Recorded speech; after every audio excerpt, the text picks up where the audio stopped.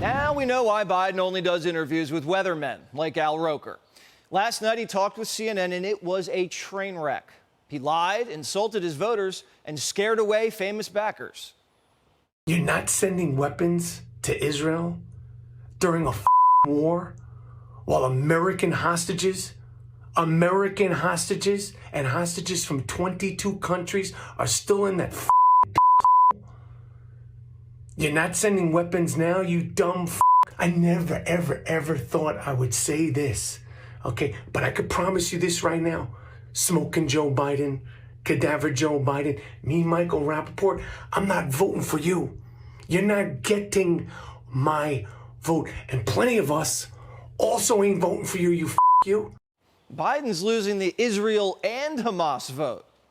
But the Mideast isn't the top issue for voters. It's the economy, stupid. Instead of empathizing with us, he tried lying his way out of it. But he didn't get away with it this time. Biden falsely claimed that inflation was 9% when he took office. It was 9% when I came to office. 9%.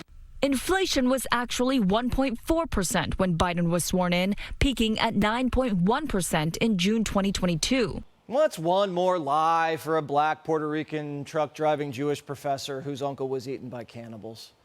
What is new is that the media called him a liar.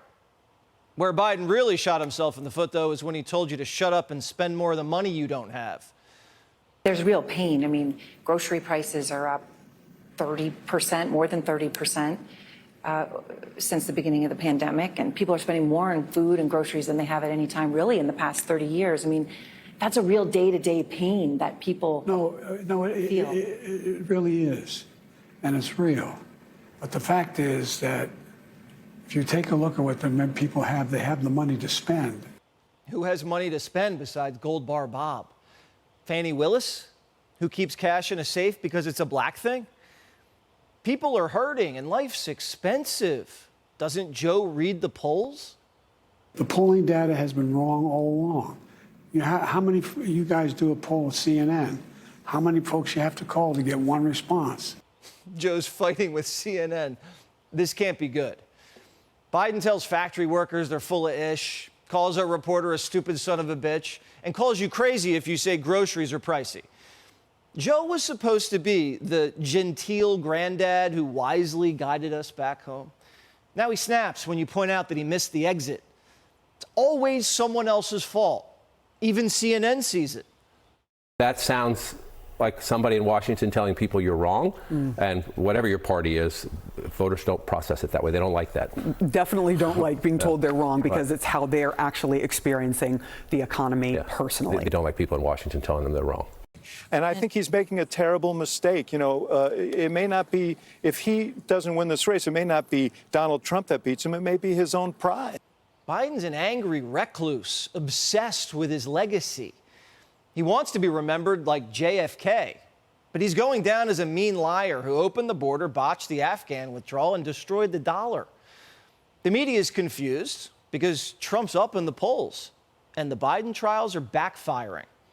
How hard is it for President Biden to get any attention, even though he's the only one who's campaigning right now, because all the oxygen's being sucked up down in that courtroom? So hard. Because he did something today, right? Biden was someplace Wisconsin. and he talked about something, right? Yes, infrastructure. I heard that happened. Yes. I couldn't tell you where or couldn't tell you what it is. You're like, he was out there somewhere. And I give a damn. Yes. And not everybody does. So how can he get the attention? We all struggle with this on how much you should cover these trials, how much we should talk about these trials. There's a lot of things happening in the world. Oh, they wanted to arrest this guy for a decade, and now that he's in court, they're complaining? Like a dog chasing a car. As soon as they catch it, they don't know what to do. Democrats aren't happy no matter what happens. Has anyone ever noticed that there's just no happiness on the left? They're not happy. They're not happy people.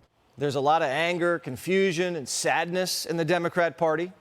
If anyone's read Get It Together, you know they could use a therapist.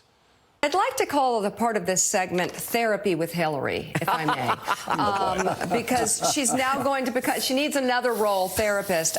Well, Mika, I'm happy to go to therapy with you anytime because clearly the pressure and the stress on our system, our country, our Constitution, our future is so intense. For those of us who understand what's at stake. If anybody needs therapy, it's Hillary. She never got over 2016, and she's married to Bill. Dr. Clinton prescribed the media with a plan to take down Trump. First, you're not calling him a dictator enough. I don't think the press has done enough to basically say, okay, the circus is here. You can watch the circus, but let's tell you what that means. Let's talk to people who have a real understanding of how dictatorships evolve. Dr. Hillary, not really known for her bedside manner, started insulting her patients. If you're a woman and vote for Trump, you're a tramp. Any woman who has any sense of self-respect, autonomy, agency, independence, and values freedom needs to understand there's only one choice in this election, and that's Joe Biden.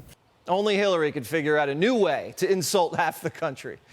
Remember, crooked isn't the feminist she pretends to be. She ran smear campaigns against every woman who had an affair with her husband. Even women her husband allegedly raped. They were called trailer trash.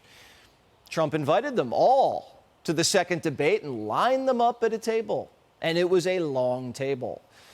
Hillary will never forgive him. Trump, not Bill. She's the one who has no self-respect. She's been publicly humiliated, bottled up the humiliation, and takes her rage out on Trump. In a way, Trump reminds Hillary of her husband. And deep down, she hates them both. What if Biden doesn't excite female voters and they want to stay home? Dr. Hillary says, shut up and take your medicine. Every one of us has an obligation as a citizen to try to figure out, waking up the morning after the election, do I want to throw my vote away? Do I want to not vote and let somebody who doesn't agree with me or care about me essentially fill that vacuum that I left? Or do I want to feel like, okay, maybe I'm not ecstatic about the outcome, but I'm safe? What's safe about an open border, two proxy wars, record inflation, crime, and throwing politicians in prison for winning? Joe's going to have to explain all of that at the debate. Dear Joe, now that you've committed to debate on the ratings-challenged Howard Stern show, let's set it up right now. I'm ready to go anywhere that you are. Anytime, anywhere, any place. Let's go, Joe. Let's debate. Biden says he's game. President, when will you debate President Trump? Now, if Biden does show up at the debate, remember the playbook. Trump's a dictator. Economy's fine. You have money to spend. Migrant crime's a hoax. Republicans open the border. And if you vote for Trump, you have no self-respect.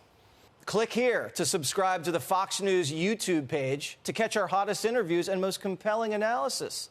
You won't get it anywhere else.